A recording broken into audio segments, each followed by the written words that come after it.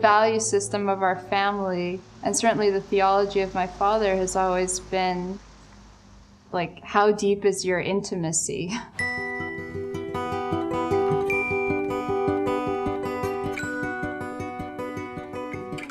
My father was a rabbi, but even before religion, he introduced art to me. He started assigning me photo assignments, training me to see through a joyous lens. Part of my success in photography comes from years of listening and watching very intently. I find subjects that I genuinely want to be around, who might want to be around me, and together kind of create something. If you're deeply emotionally invested in the worldviews and in the cares of your subjects, then it's less likely that you'll abuse the intimacy that they're giving you. Ultimately, I don't want to have boundaries between the people that are in my lives, even if they're as subjects. I want all those relationships to remain pure. Initially, a lot of the stories that I wanted to pursue dealt with my understanding of myself through photography. Our family, they were like babies in backpacks traveling. They bred in us this notion that one can find home anywhere.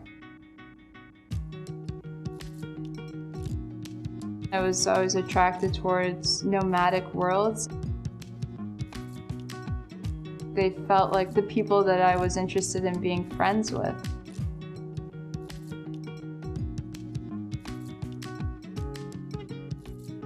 I met a very open, creative, optimistic group of people around my age who wanted to discover, pursuing of the magical, something a little bit naive, stepping away from this ideology that you have to work in order to have value. It's not to romanticize the life that these people were living, because there is just as much trauma and pain that's lived out on the road.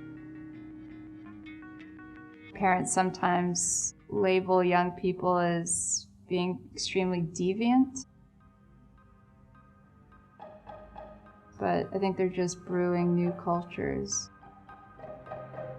I was assigned by National Geographic magazine to embed into the social spheres of as many different students in high school as I could.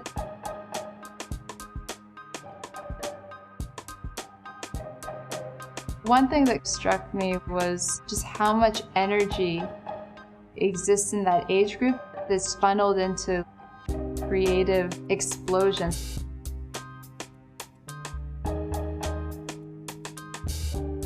Entering into the dynamics of all of those mini worlds and many catastrophes. It was like being swooped away by a tidal wave.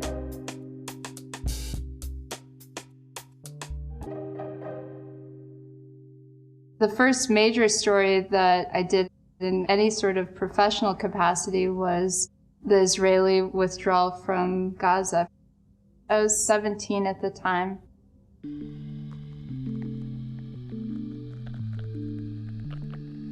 I couldn't begin to speak to the politics of that situation. The only kind of representations that I could do were emotional ones. Photography lends itself to that. And that's an extremely manipulative tool.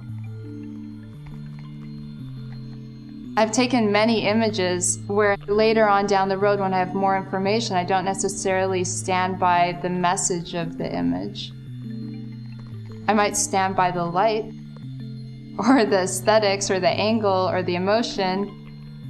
I might say that's still one of my better looking images, but photographs are really shaped by the context that you put around it. And I'm getting to a point of more awareness and taking responsibility for my role within the media.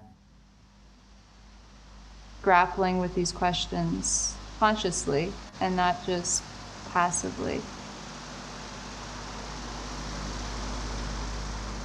A year and a half ago, my father had a brainstem stroke.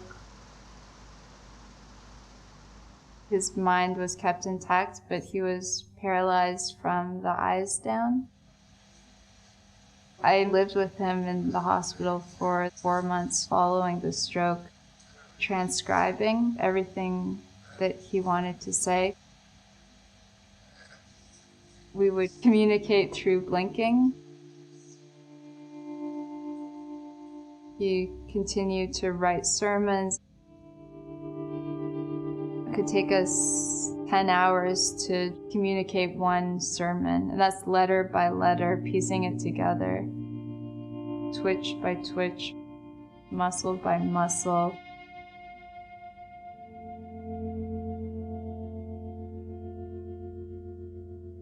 He loves the situation that he's in because it's allowed him to be reborn. For him, it's completely affirming spiritually on every level.